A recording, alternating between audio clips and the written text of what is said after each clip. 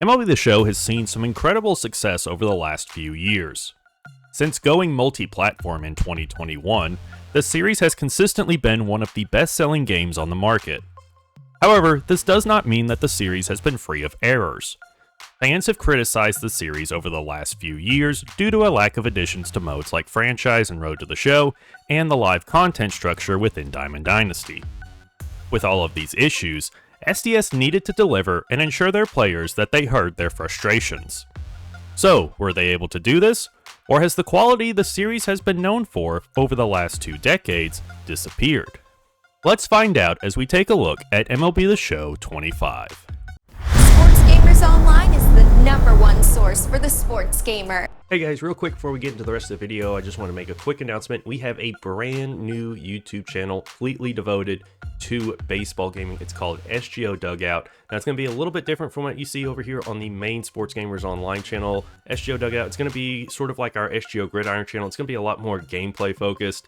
We're going to be a lot of us playing the actual games that we talk about here on SGO, and not just MLB The Show. Of course, there'll be a lot of MLB The Show over there, but also other baseball games like The Bigs or Backyard Baseball or MLB 2K or whatever we end up finding. Right now I'm doing a series over there where I try to win a World Series in every Sony MLB game that they've made. I also have a video up over there where I show you how to use the random event generator that I built for MLB The Show franchise mode. I also have a video that I'm working on about ESPN Baseball Tonight for the Sega Genesis. So a wide range of games are going to be covered over there on SGO Dugout. And of course, we're going to be playing a lot of MLB The Show once the new game comes out. We'll be live streaming that on that channel as well as on our Twitch channel. So if you like baseball content, you like what we do here on SGO covering baseball games, and you want a little bit more, make sure you go check out SGO Dugout, and also make sure you follow us over on Twitch at twitch.tv/sportsgamersonline. Thank you all so much for watching. Let's get back to the video.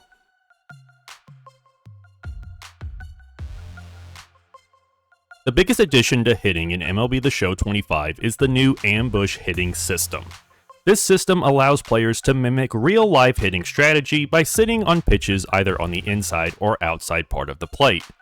Players can move the right analog stick toward the part of the plate they want to ambush before the pitch. In the zone you choose, your PCI and timing windows will act as they would on one difficulty setting easier than what you are playing on. However, on the other side, these will act as if you are playing on 2 difficulty settings higher. This feature felt a lot like guess pitch or power swinging in the game. These are features that, while available to the player, I hardly ever use. I understand I can gain a bonus from these features, but the trade-off is too great to warrant its use. While I did still sometimes get hits in the zone I did not ambush, the frustration of having a meatball pitch in that zone end up as a ground out instead of a home run was the death knell for this feature for me. I would likely use the feature more if I had the option to ambush either the top or bottom parts of the strike zone instead of the inside or outside portion. Early in an at-bat, I usually do look for pitches up in the zone and let lower pitches go even if they are strikes. Adding the ability to ambush the entire upper part of the zone would better reflect the strategy many players use at the plate. Hitting in general feels somewhat weaker in MLB The Show 25. It's not a huge difference that makes the game unplayable by any means, but it is noticeable. I'm seeing far fewer exit velocities over 100 miles an hour on well-timed swings with good PCI placement. It reminds me of MLB The Show 22, which had the same issue. This is especially true on the competitive gameplay style in Diamond Dynasty. This may be due to the lower rated players in the mode at launch, and the issue could be resolved as the ratings increase throughout the year. But for right now, hitting does feel somewhat less rewarding compared to MLB The Show 24. In the field, players' defensive abilities have become more important than ever. New animations have been added for how a player will react once the ball is hit. Which animation your player gets will be based on their reaction rating. The better the rating, the faster your animation is. This split second can be the difference between a ground ball out and a base hit. There is a new colored arrow that shows which reaction your player had. Seeing a perfect jump from my shortstop makes me feel good about prioritizing defense when building my team. The number of secondary positions players have are also notably lower this year. This makes utility players who can play several positions much more valuable in modes like Franchise and Diamond Dynasty. Combine this with the new emphasis on defensive attributes, and players will be forced to consider defense when building a lineup instead of just throwing in as many good bats as they can.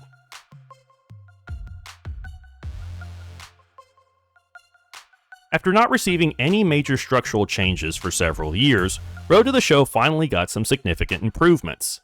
First is the new Amateur Years experience. Now, your Road to the Show starts during your senior year of high school.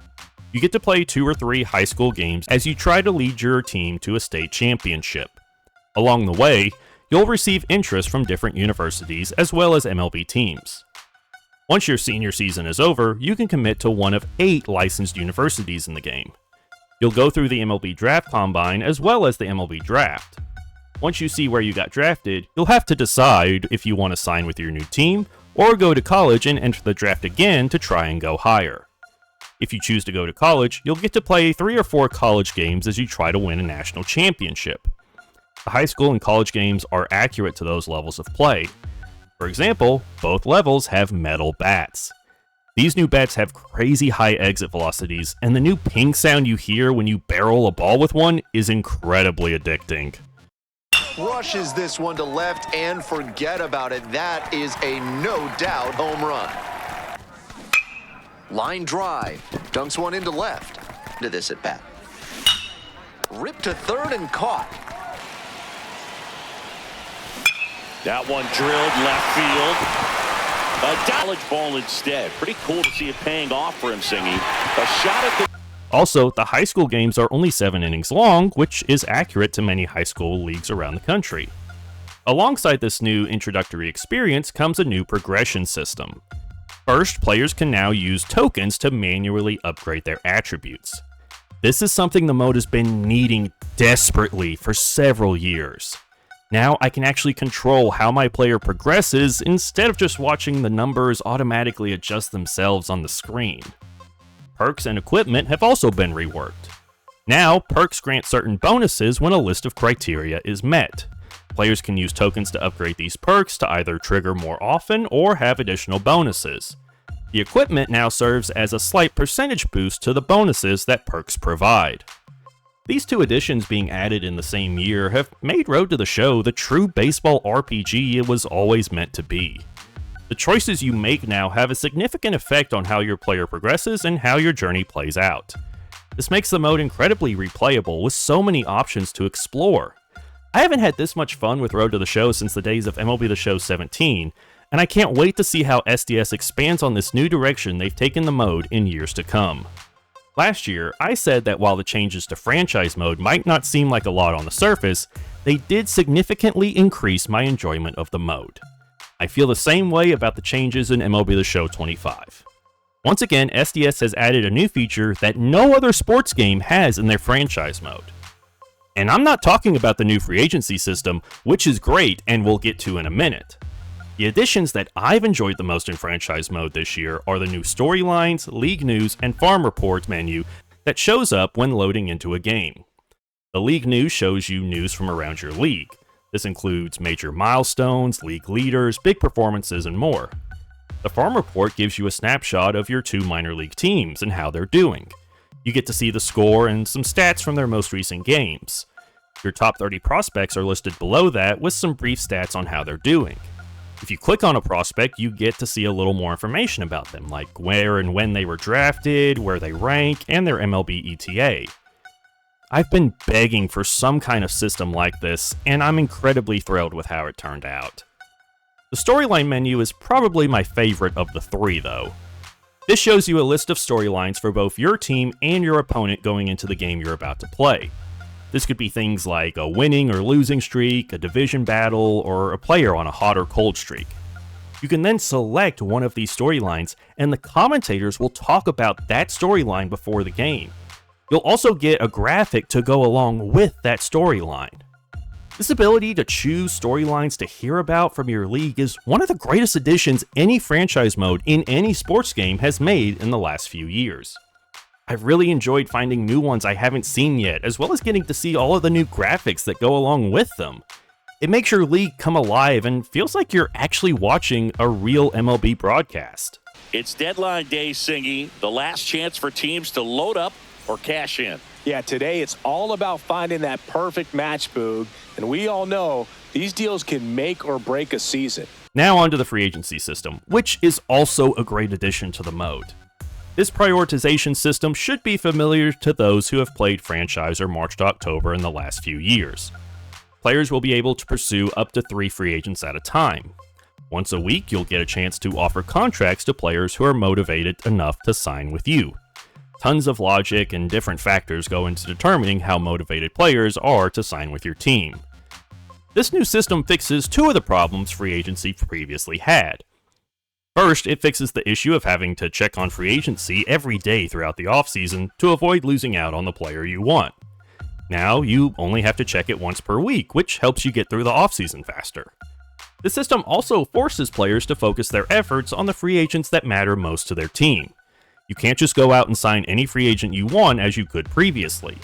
You have to think about who is a realistic option for your team and manage your efforts appropriately to give yourself the best chance to make a deal. These 2 additions have added a lot of enjoyment to franchise mode. With that being said, there are still some issues that need to be ironed out. This was the 4th year in a row that SDS claimed to have improved trade logic, and for the 4th year in a row, that does not appear to be the case. Not only has trade logic not improved compared to the last few years, it actually appears to have regressed somehow. We're still seeing young stars on cheap deals with years of team control being traded away. We're also still seeing plenty of in-division trades continuing to happen. In addition to this, now we're seeing some of the craziest trade offers I have ever seen pop up in the Trade Finder.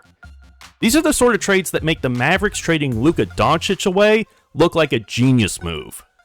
I've been offered multiple 90+ overall players for 3 players on awful contracts all below 80 overall. I mean, look at this offer I got from the Yankees where they're willing to give me Aaron Judge for Jack Flaherty, Colt Keith, and Jake Rogers. Maybe the game is just accurately simulating the fact that Brian Cashman isn't good at his job. And yes, I am using the same joke I used in one of my old MLB The Show 22 videos. That's how long trade logic has been an issue in this mode. Thankfully, this is something that can most likely be fixed with a patch. Also, there are options to turn off CPU trades, as well as a slider to turn down the frequency of trades. I recommend using these for now until these issues are resolved. Despite this, I really hope you don't let this trade logic issue keep you from playing franchise mode this year.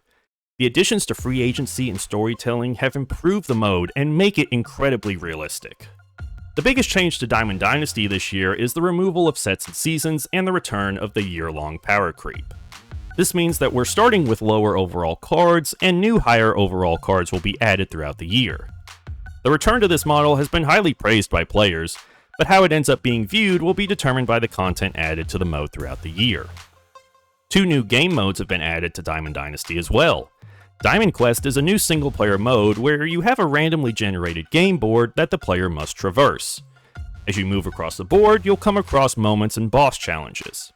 If you pass these challenges, you'll be given a perk, but if you fail, you'll be given a penalty. You'll also earn hidden rewards throughout the game board.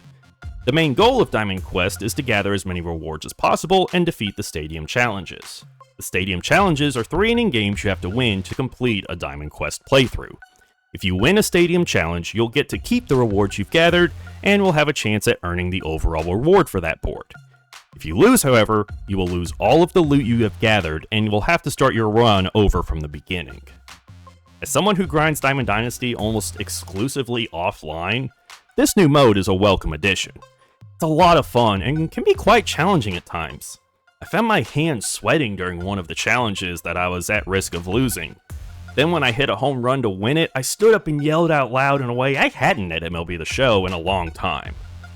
The other new mode we actually won't be able to play until next month. Weekend Challenge is a new competitive multiplayer mode within Diamond Dynasty.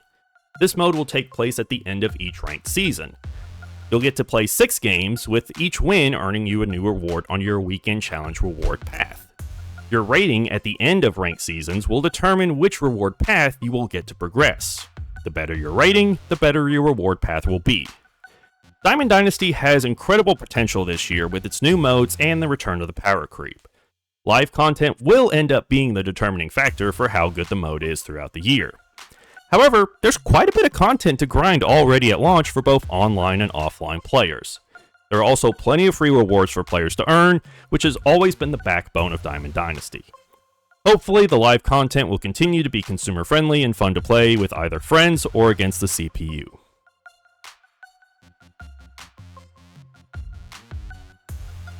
The presentation in MLB The Show 25 continues to be very well done. The in-game graphics and score bugs look incredible this year. John Boog-Scombe and Chris Singleton returned to the booth as the commentary team. This pair continued to do a great job at commentating on your games and giving insight into what's going on around your league.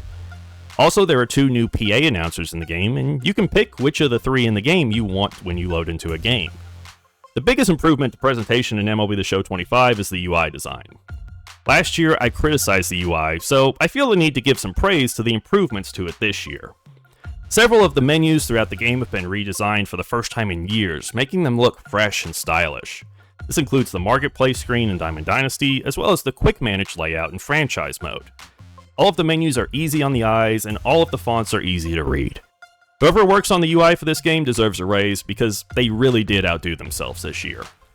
Performance-wise, the game ran well on my Xbox Series S. I did experience quite a few freezes though. This was usually in Diamond Dynasty when entering into or exiting out of some menu. They didn't happen frequently enough to ruin my experience though, and SDS has already deployed an update addressing many of these freezing issues.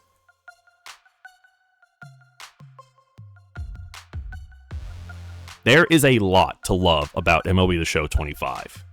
This is the first time in a while that every game mode has gotten major updates in a single year. The updates to fielding have added a new layer of strategy to team building. The improved UI and great presentation make the game even better to look at as well. There are a few gripes with the game, I will admit. Hitting feels just a bit off the mark at the moment, especially on the competitive playstyle. Also, trade logic in franchise mode continues to be a major issue. Despite these problems, I still feel like MLB The Show 25 is an easy game to recommend to just about any baseball fan. For fans of Diamond Dynasty and Road to the Show, it is an easy day one purchase.